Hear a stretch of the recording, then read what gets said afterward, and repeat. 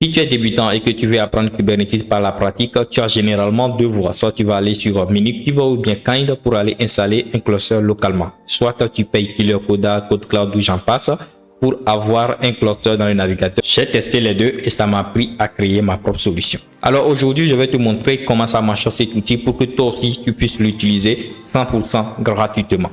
Alors pour commencer, il suffit juste de venir sur ce site. Le lien est en description de la vidéo. Donc, dépendamment de votre système d'exploitation, vous allez copier le lien d'installation, vous prenez votre terminal et puis vous collez dedans. Et là, il va aller télécharger la toute dernière version de l'outil. Et une fois le téléchargement terminé, on a toutes les commandes de base, les instructions pour pouvoir lancer le lab, voir les logs, stopper, etc., etc. Désinstaller après tout ou faire une mise à jour avec Kalab Update. Ok, donc la première commande que je vais lancer ici, ça va être Kalab Run pour tester ça. Donc je fais Kalab Run et là j'ai tout le coup. Je peux commencer maintenant à apprendre Kubernetes. Ok, donc pour commencer, je vais juste cliquer ici comment fonctionne Kubernetes. Donc je décide de rester en français par exemple. Donc j'ai le cours ici qui m'explique comment fonctionne Kubernetes, qu'est-ce que c'est Kubernetes, etc., etc.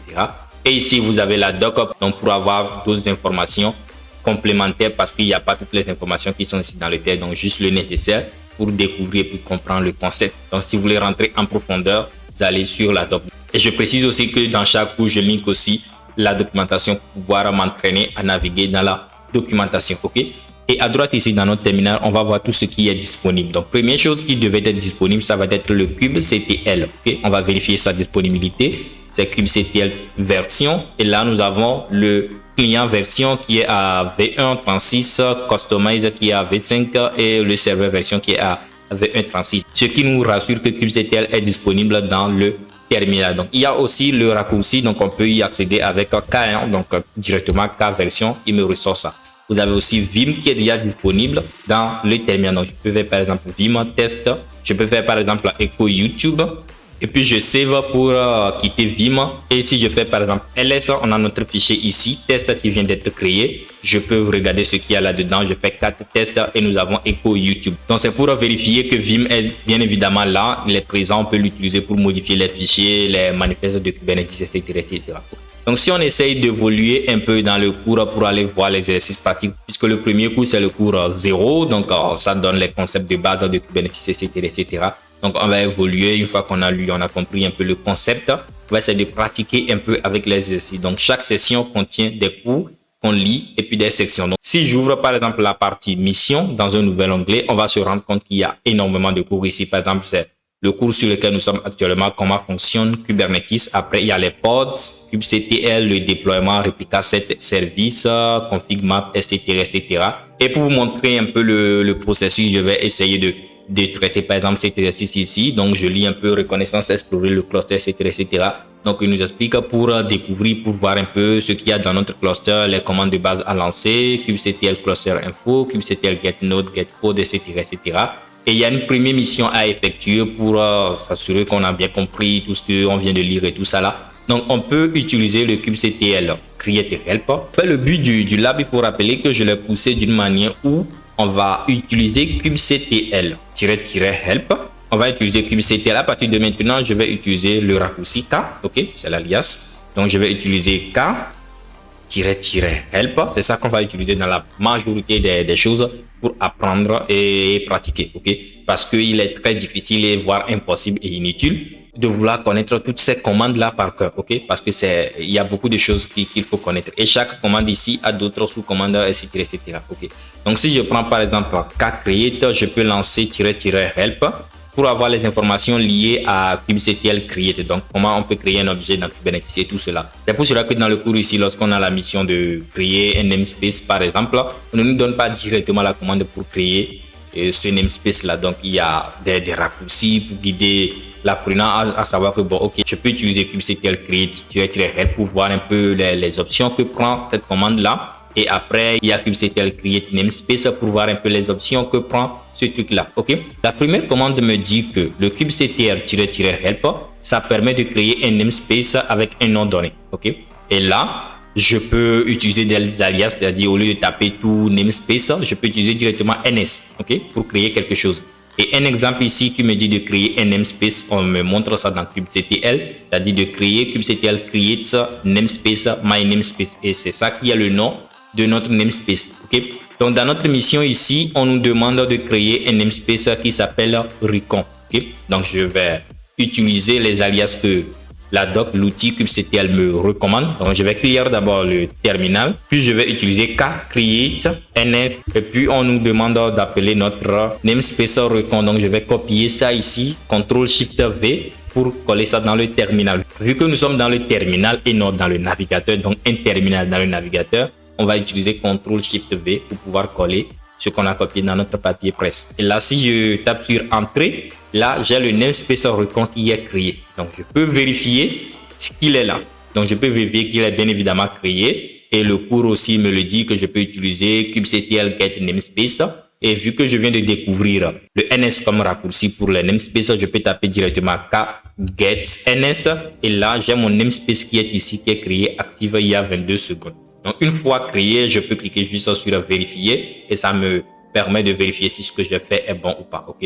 Donc, j'ai fini le cours de base 0. Je suis passé automatiquement au cours numéro 2. Donc, qui m'apprend les pods et puis l'utilisation de la commande de l'outil kubectl. Okay. Donc, on va lire tout cela et puis essayer de pratiquer ensemble. Qu'est-ce qu'un pod ici? Par définition, un pod, c'est une boîte qui englobe les conteneurs qui tournent sur Kubernetes. Ok, donc on nous explique ça, comment ça fonctionne, les conteneurs qui sont dedans, ils communiquent via localhost, etc., etc.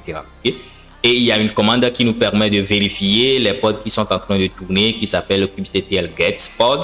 Et ici, on nous précise encore que la référence numéro 1, c'est d'utiliser le kubectl-run pour voir les informations qu'on peut passer, les options qu'on peut passer à ce genre de commande. Okay? Donc, notre mission ici, il n'y a pas encore de mission parce que ici, c'est le cours. Je vais cliquer. Une fois que je suis à l'aise avec les informations qui sont ici, je clique sur le Next pour lire un peu les autres informations qui sont ici. Donc, ici, nous sommes sur la page mission. On nous demande de créer un pod. Donc, on va créer un pod qui va s'appeler Web en utilisant une image qui s'appelle Nginx. Et ce pod-là doit être en état running, c'est-à-dire en exécution, quoi. Et ici, le cours nous recommande encore d'utiliser la commande kubectl run-help. Comment on va créer un pod en one shot dans Kubernetes. Donc, je vais l'utiliser comme ici, j'ai l'habitude de taper K. Donc, je vais aller avec K run-help. Avec -help aussi, on peut taper K run-h aussi, ça fonctionne. Donc, je reprends K run-h.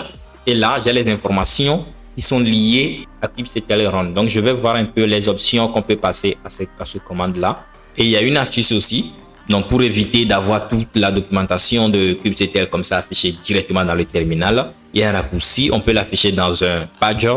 Exemple, je reprends ma commande kubectl run-h et là je vais piper avec ls.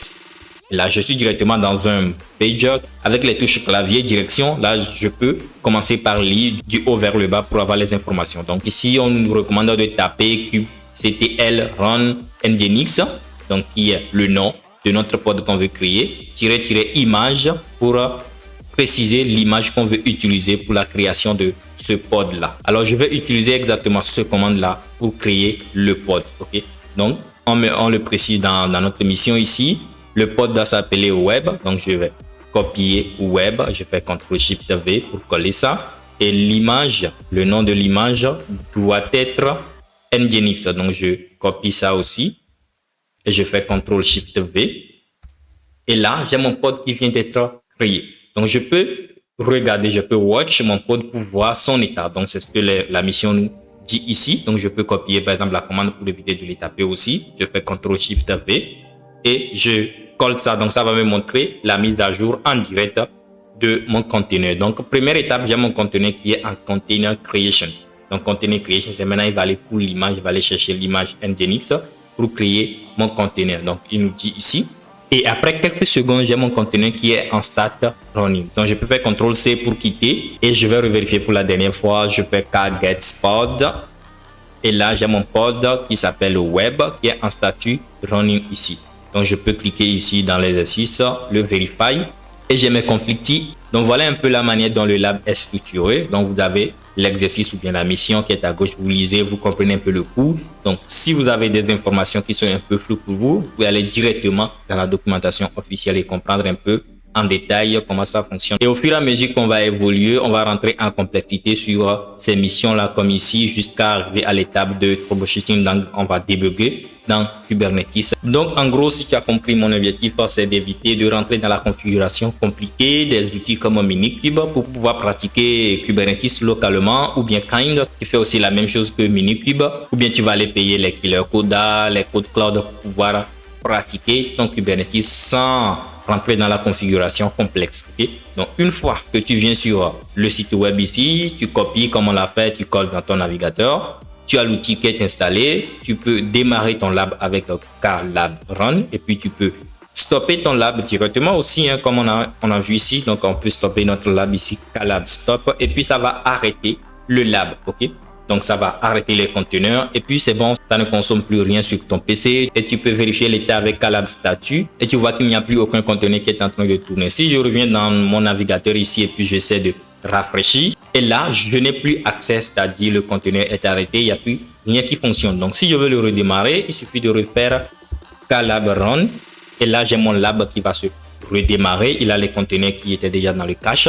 Il va simplement démarrer ces conteneurs-là. Il va t'ouvrir aussi automatiquement le navigateur pour te donner la main.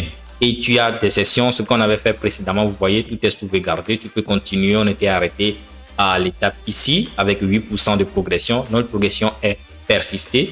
On reprend et puis on continue à l'étape suivante jusqu'à terminer les missions qu'on a à faire. Donc, voilà un peu tout ce qu'il y a dans ce lab-là. Et si tu as envie de comprendre comment ça fonctionne sous le capot, quelle architecture j'ai mis derrière jusqu'à ce que tu puisses avoir ce cluster Kubernetes directement dans ton navigateur, je te recommande de regarder la prochaine vidéo qui va sortir dans la semaine prochaine. Donc, du coup, il faut que tu restes abonné et que tu likes la vidéo pour ne pas rater les prochaines vidéos.